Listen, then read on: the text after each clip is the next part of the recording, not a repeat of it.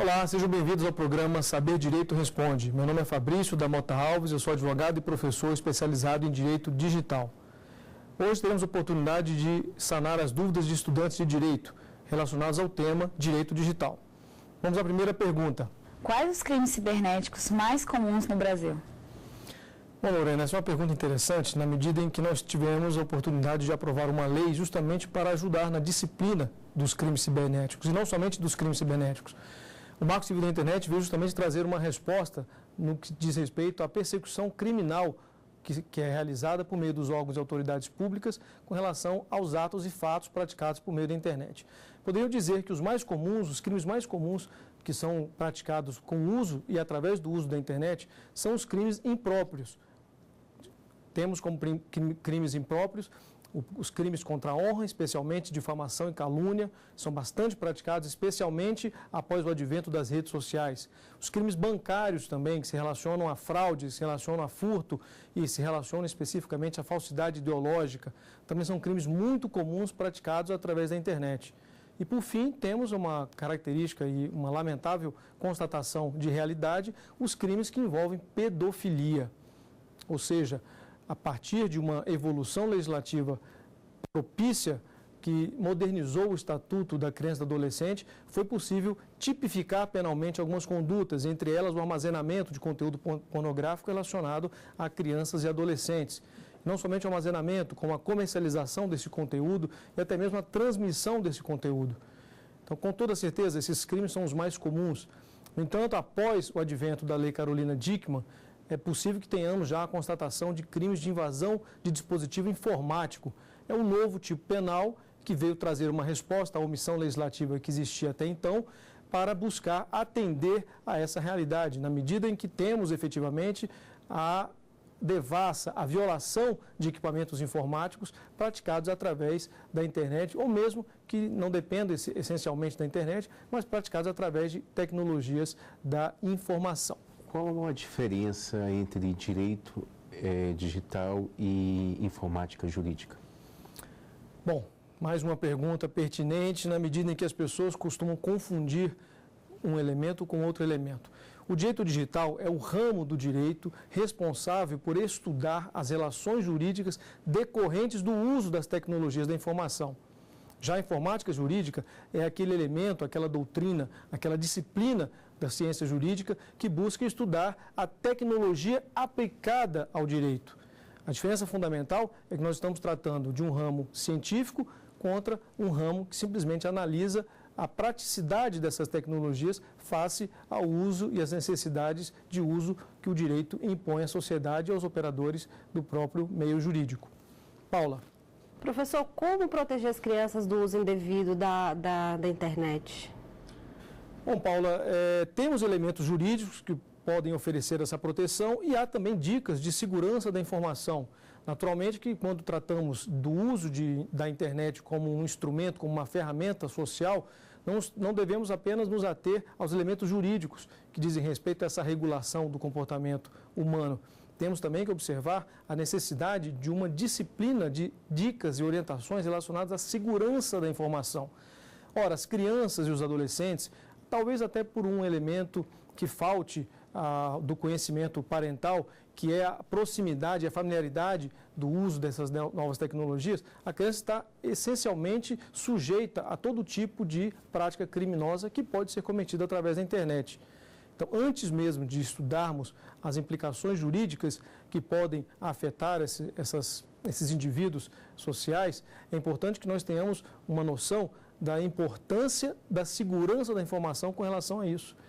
Ora, o fato de os pais permitirem que crianças e adolescentes, seus filhos ou outras pessoas, outros menores de idade submetidos à sua tutela e à sua guarda, tenham acesso a essas tecnologias, não pode estar dissociado de uma compreensão da segurança e do alcance que a informação que trafega através das tecnologias de comunicação podem afetar no desenvolvimento e até mesmo no exercício de uma sobrevivência que o indivíduo menor tem a oferecer e tem a experimentar. Como eu falei, o Estatuto da Criança e do Adolescente já apresenta algumas tipificações penais que podem efetivamente trazer essa proteção. Na medida em que há a previsão de um tipo penal específico, de um crime, em função do princípio da reserva legal, para certas condutas, as crianças e adolescentes tendem a se sentir, ou melhor, tendem a estar mais protegidas, o que não impede, naturalmente, a própria prática do delito penal. Próxima pergunta. Lorena. Eu posso ser responsabilizada por compartilhar conteúdo ofensivo nas redes sociais? Com toda segurança. Na verdade, as redes sociais são apenas dispositivos lógicos, informações informáticas, serviços informáticos que são prestados para o cidadão. A internet, assim como as redes sociais, são instrumentos. Então, se você, fora desse ambiente virtual, você pratica certas condutas e você tem a noção de que essas condutas podem trazer prejuízo para alguém, da mesma forma, isso deve ser trazido para o âmbito da realidade digital, da realidade virtual. Se o que você fala, o que você expressa pode ofender alguém no mundo real, seguramente essa mesma expressão, esse mesmo conteúdo que você está publicando, pode sim e provavelmente irá praticar algum nível de ofensa, algum tipo de violação ao direito alheio. O que se tem que ter em mente é que muitas vezes a internet potencializa, as redes sociais potencializam essa ofensa. Isso pode trazer a você, atrair a você uma responsabilidade civil e o direito, ou melhor, o dever de indenização, às vezes muito maior do que se você tivesse praticado esse mesmo ato, expressado essa mesma opinião fora do ambiente virtual. Alex. Professor, que mudanças o Marco Civil da Internet promoveu nas relações pessoais? Bom, as mudanças são muitas e talvez até não tenhamos condição de enumerá-las adequadamente, mesmo porque o Marco Civil ainda é uma norma muito nova, muito recente e sequer está plenamente em vigor. Alguns dispositivos, especialmente aqueles relacionados com neutralidade da rede, relacionados com as punições em decorrência da violação pelas empresas de internet das disposições legais que o Marco Civil apresenta, ainda dependem de regulamentação por meio de decreto presidencial. Isso não impede, porém, que a parte restante, que aliás é a parte majoritária da norma, possa ser aplicada. E de fato tem sido aplicada. As relações pessoais tenderão a serem afetadas na medida em que o uso da internet for cada vez mais intenso. Com toda certeza, o Marco Civil trará uma nova cultura digital, especialmente por força de seus elementos, de seus princípios e fundamentos que disciplinam o uso da internet. Isso servirá seguramente para o norte que o operador de direito necessita, que o magistrado necessita para a aplicação do direito ao caso concreto. Professor, o monitoramento de e-mails e mensagens privadas do funcionário pelo empregador é crime? Bom, eu gostaria muito de ter uma resposta objetiva para a sua pergunta. No entanto, isso depende essencialmente do caso concreto. Parece até uma forma de me desviar de um questionamento dessa natureza, mas não é. Efetivamente, o monitoramento digital de mensagens privadas, eletrônicas do funcionário pela empresa vai depender das circunstâncias daquele ato de fiscalização, daquele ato de monitoramento. Por quê? Ora, a Constituição Federal prevê o direito à intimidade, prevê o direito à inviolabilidade das comunicações telemáticas, das comunicações privadas do cidadão. Na medida em que essa previsão, essa garantia fundamental, protegendo um bem tutelado, um bem querido pelo direito e, naturalmente, pelo cidadão, há necessidade de ponderar esse direito é absoluto ou não é absoluto. É claro que não. No direito brasileiro, como em qualquer Estado democrático de direito, qualquer Estado constitucional, não existem direitos absolutos. Toda norma jurídica, todo direito deve ser ponderado face a outros direitos. Aquela velha máxima, muito comum, popular, em que o direito do cidadão termina onde começa o direito de outro cidadão. E não é diferente no caso das relações trabalhistas. Ora, o Tribunal Superior do Trabalho, a Justiça Trabalhista, tem mudado a sua jurisprudência com relação a esse tópico. Por quê? No primeiro momento, face até mesmo à inovação e, digamos, a pouca familiaridade com o assunto digital, o tribunal compreendia que, sim, o empregador poderia monitorar o e-mail do funcionário se fosse o e-mail criado ou disponibilizado por meios corporativos, por meios institucionais e se os equipamentos informáticos fossem também disponibilizados pela empresa. Mas mesmo esse entendimento sofreu uma modificação com o tempo. A jurisprudência do TST já passou a proteger a mensagem privada, mesmo quando os equipamentos são disponibilizados pelo empregador ao funcionário.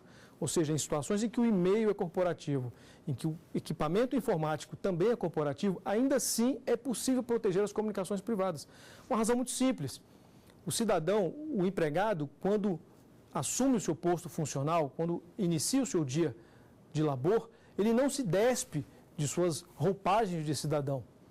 O que é necessário é que a empresa deixe claro, em função da necessidade de transparência para com os seus funcionários, que há uma política de monitoramento eletrônico e, sobretudo, que o funcionário tenha a certeza de que esse conhecimento dessa política, dessas regras internas, estão sendo disponibilizadas a ele. E não apenas a existência de políticas internas basta para a mitigação do direito constitucional. É necessário que a empresa pratique aquela política. Uma situação, por exemplo, em que a empresa tem regras internas, regras próprias, o contrato de trabalho prevê, de alguma forma, o conhecimento dessas regras, mas no dia a dia, no cotidiano da empresa, um gerente ou um gestor eventual permita que os seus funcionários usem os computadores corporativos, os computadores da empresa, para finalidades pessoais, como acessar redes sociais, como utilizar e-mails, até o próprio e-mail corporativo, que seja cadastrado em serviços públicos, cadastrado em serviços privados, quaisquer. Se não houver uma correspondência entre a prática corporativa com as políticas internas corporativas, o direito à mitigação, ou melhor, a mitigação do direito à intimidade, do direito à inviolabilidade da correspondência não poderá ser praticado. É necessário que haja essa correspondência. O descompasso entre a teoria e a prática não protege o empregador, mas sim protege o empregado com relação ao conteúdo de suas mensagens, sejam elas pessoais ou até mesmo profissionais, a depender da circunstância. É isso. Vamos agora chamar o intervalo e no próximo bloco trataremos de mais dúvidas dos nossos acadêmicos de direito.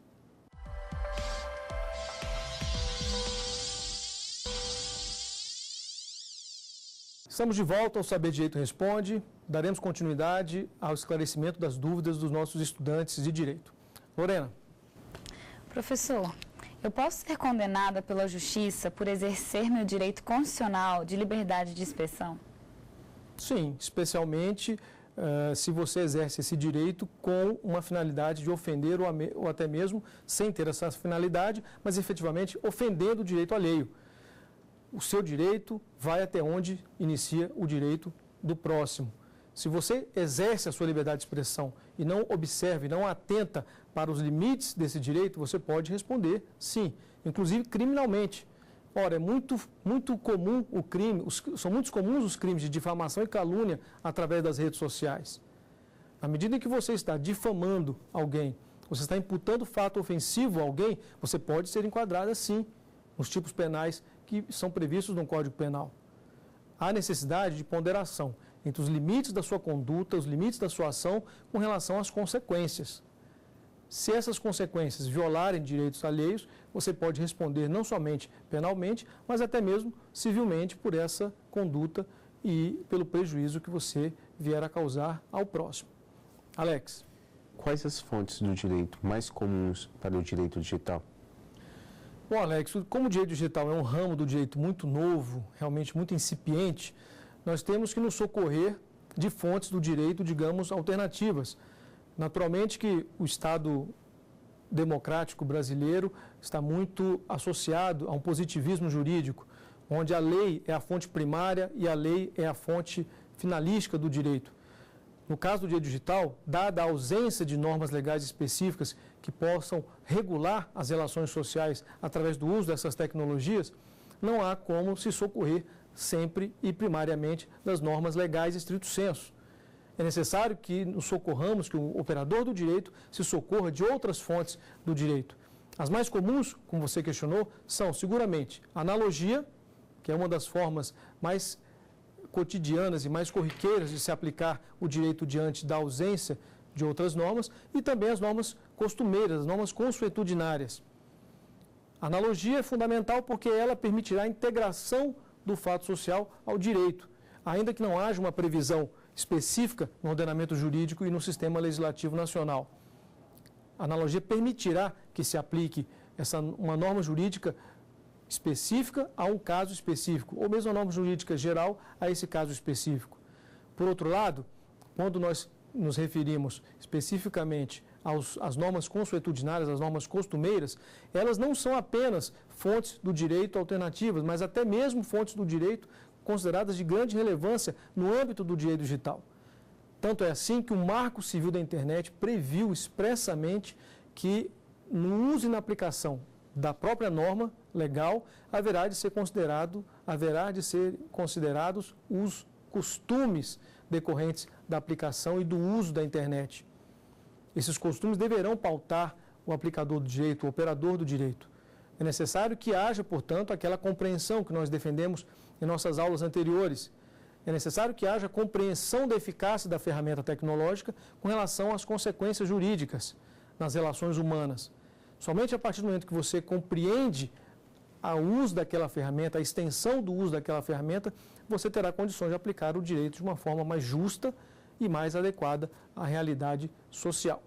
Paula. Professor, de que maneira a tecnologia pode auxiliar o cidadão na busca de seus direitos? As maneiras são variadas. Sendo a internet e as tecnologias apenas instrumentos da expressão e da vontade humana, é claro que esses instrumentos podem satisfazer essas necessidades e essas intenções das formas mais variadas. Vamos dar um exemplo. Quando nós falamos do Estado digital, seria o Estado brasileiro um Estado digital? Seguramente. Ora, estamos vivendo neste exato momento uma necessidade e uma obrigação de declarar o imposto de renda. E como é que é feita a declaração de imposto de renda atualmente? Principalmente através da internet. A declaração de imposto de renda ela é feita através dos meios de comunicação e de tecnologia da informação. Há, portanto, a necessidade do direito proteger o cidadão com relação a isso? Seguramente. Se o serviço público é ofertado por meios digitais, há a necessidade que o direito proteja o cidadão. E não somente o cidadão, como o próprio interesse público, que o direito proteja o cidadão através de regras claras e muito bem específicas para o uso e o exercício daquele serviço público ofertado. As tecnologias da informação, elas potencializam as relações humanas. E essa potencialização, essa amplificação do relacionamento pessoal e social tende também a gerar conflitos. E aí, naturalmente, que o direito penal, o direito criminal, quando houver uma previsão específica, haverá de dar uma solução aos conflitos e aos litígios que possam surgir. As relações pessoais e as relações profissionais têm uma profunda influência, sofrem uma profunda influência das tecnologias da informação. E é nesse sentido que nós temos que observar o alcance dessas tecnologias para a aplicação do direito. Mais uma pergunta, Lorena. A vingança pornô é crime?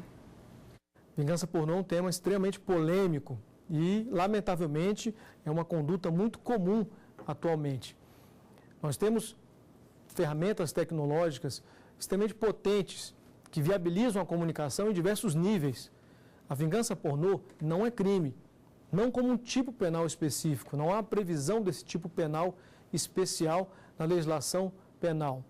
O que existe, efetivamente, é a aplicação de outros institutos do direito penal, de outros tipos penais, quando for o caso. É provável que um ato de vingança pornô, que por si é um ato complexo, na medida em que depende de uma série de ações para se realizar, que esse ato não seja enquadrado na legislação penal. Porém, havendo um elemento de difamação ou mesmo de calúnia, é possível que haja a possibilidade de enquadramento. Fato é, se há ou não necessidade de evolução legislativa, isso está sendo já trabalhado pela doutrina e pela jurisprudência. Existem no Congresso Nacional diversos projetos de lei que prevêem a criação desse novo tipo penal. O Congresso está atento às demandas da sociedade e quer buscar dar uma solução e uma resposta específica a essas demandas. Por isso, aguardaremos com bastante atenção os debates e o processo legislativo dessas propostas para verificar efetivamente se há necessidade de que elas sejam concretizadas. Atualmente não há esse tipo penal, mas nada impede que, a depender do contexto, das circunstâncias, da prática e da conduta humana, possa ser feito um enquadramento, uma configuração de outros tipos penais diante daquele fato social. Alex. Professor, nessa mesma linha, qual o prazo legal que o provedor tem para retirar o conteúdo ofensivo da rede social ou da internet, caso seja notificado pelo ofendido? Alex, na verdade, falar em prazo legal ainda não é uma certeza absoluta. Por quê? Não há um prazo decorrente de lei. Existe um prazo decorrente de uma construção jurisprudencial. O Marco Civil da Internet foi a grande oportunidade que se deu, através do legislador, para a sociedade exigir essa fixação de prazo. Porém, isso não foi feito. O Marco Civil da Internet não trouxe essa resposta à sociedade. E aí temos, portanto, a solução jurisprudencial. Hoje, o Superior Tribunal de Justiça tem entendido que um prazo considerado razoável, tanto na proteção do direito do ofendido, como também tendo em consideração os interesses e as limitações da capacidade tecnológica das empresas de internet, um prazo de 48 horas. Mas há decisões que fixam prazos mais extensos e prazos diminuídos, a depender do caso concreto. Portanto, falar em prazo legal não procede, não há ainda uma definição legal para esse prazo, porque existe uma construção de jurisprudência que deve ser observada pelas empresas de internet. Porém, ainda assim, fica o questionamento. Será que 48 horas, fixado pela jurisprudência, é um prazo demasiadamente longo ou demasiadamente curto? Quais são as implicações das ofensas que são praticadas por meio da internet? Nós sabemos que um dos princípios que regem o uso da internet, até fixados no Código, no Marco Civil da Internet, é o princípio do compartilhamento das informações.